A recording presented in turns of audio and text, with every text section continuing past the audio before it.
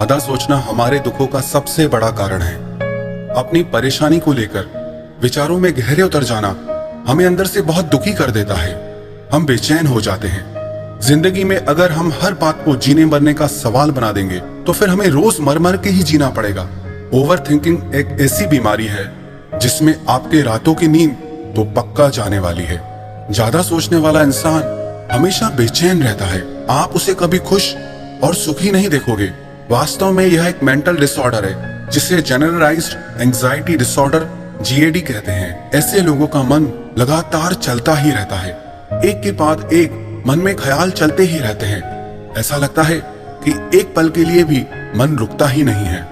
ऐसे लोग हमेशा डर में ही जीते हैं। कुछ बुरा होने का डर, कुछ नुकसान होने का डर, बिजनेस के नुकसान होने का डर, पढ़ाई का डर, रिश्तों के टूट जाने का डर, किसी के छोड़ जाने का डर। हमेशा ऐसे लोगों के मन में एक डर बना रहता है।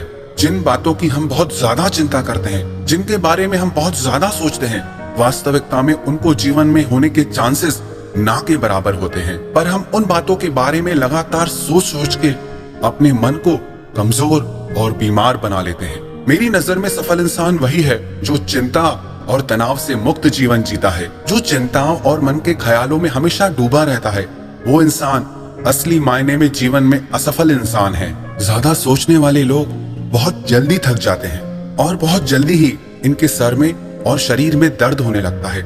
स्टैमिना नहीं होती क्योंकि आपका शरीर आपके मन के पीछे चलता है। अगर आपका मन कमजोर हो जाता है तो उसके साथ आपका शरीर भी कमजोर पड़ने लगता है। ऐसे लोग बिस्तर पर तो लेट जाते हैं पर दिमाग चलता ही रहता है, जिसकी वजह से फिर उन्हें नींद भी नहीं आती। ज्यादा सोचने की वजह से भूख भी बिगड़ जाती है। ऐसा इंसान या तो बहुत ज्यादा खाने लगता है या उसे खाने में कुछ अच्छा ही नहीं लगता।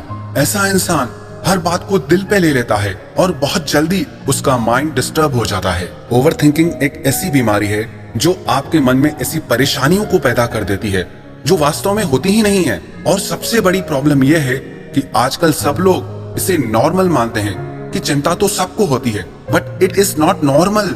सबसे पहले तो आप इसे एक्सेप्ट करो, स्वीकार करो कि बहुत ज्यादा सोचते रहना नॉर्मल नहीं है। ये एक बीमारी है आपके मन की। तभी आप इस ओवर थिंकिंग की बीमारी से छूट पाओगे। अगर आप इस परेशानी से छूटना चाहते हो तो ये 5 बातें आप जरूर करें।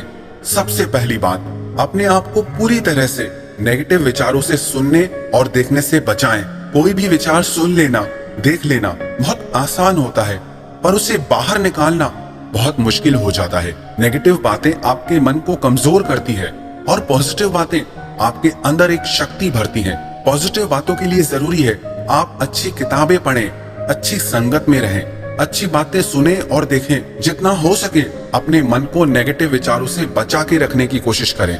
दूसरी बात, जिस काम को करने में आपको डर लगता है ना, उसे कर डालें, क्योंकि अगर आप डर के मारे उस काम को करते ही नहीं तो धीरे धीरे ये डर आपकी पूरी जिंदगी पे असर करने लगता है। डरना गलत नहीं है, पर डर के कुछ ना करना गलत होता है। जब आप उस काम को कर जाते हैं जिसे करने से आप बहुत डरते हैं तो आपको समझ आता है कि आप बेवजह ही डर रहे थे और आपका सारा डर धीरे धीरे खत्म हो जाता है।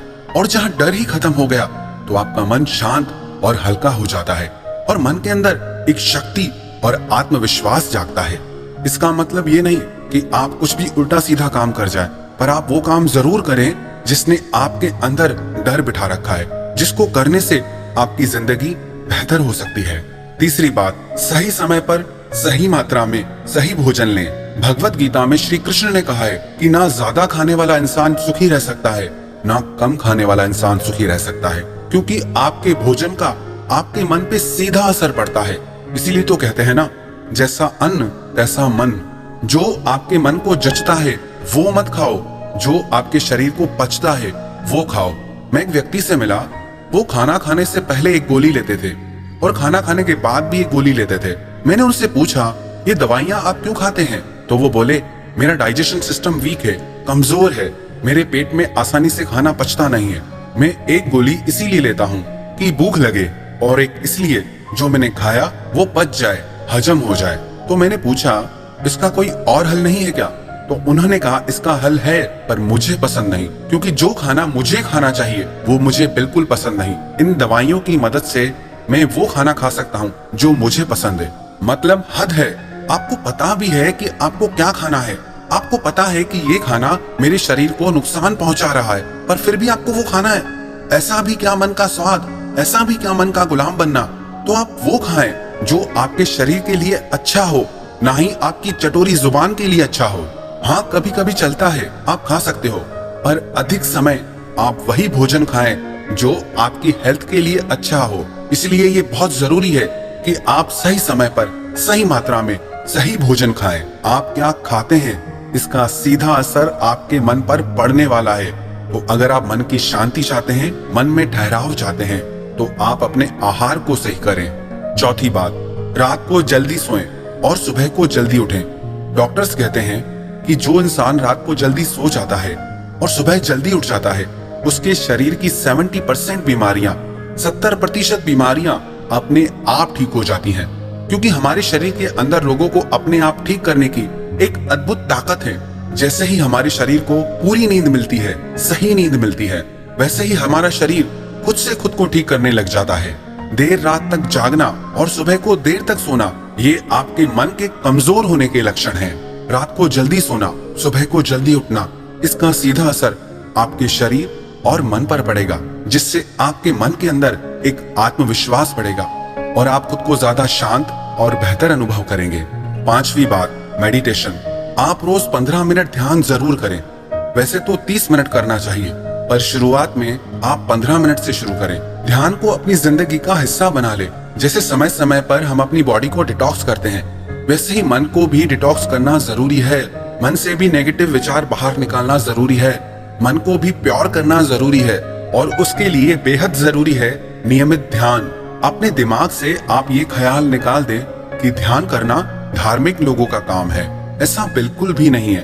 ध्यान आज के इस चिंताओं के युग में हर इंसान की जरूरत बन चुका है। ध्यान करने से नेगेटिव विचार अपने आप कम होने लगते हैं और लगातार ध्यान करते रहने से आपके मन में ठहराव आने लगता है। आप खुद को ज्यादा शांत और सुखी अनुभव करते हैं। याद रखना एक बात, चिंता करने से, बहुत ज्यादा सोचने से न आपके बीते हुए कल का दर्द कम होने वाला है, ना ही आपके आने वाले कल का भविष्य अच्छा होने वाला है। हाँ, इतना जरूर होगा कि आपका आज बिगड़ जाएगा, आपका आज दुख और उलझनों में निकल जाएगा। तो ना बीते हुए कल के बारे में दुख करें, ना आने वाले कल की चिंता करें। आपके हाथ में आज है, आप इसे बेहतर बनाएं, आप इसे सुंदर बनाएं, तो आपकी जिंदगी भी खुशहाल हो जाएगी।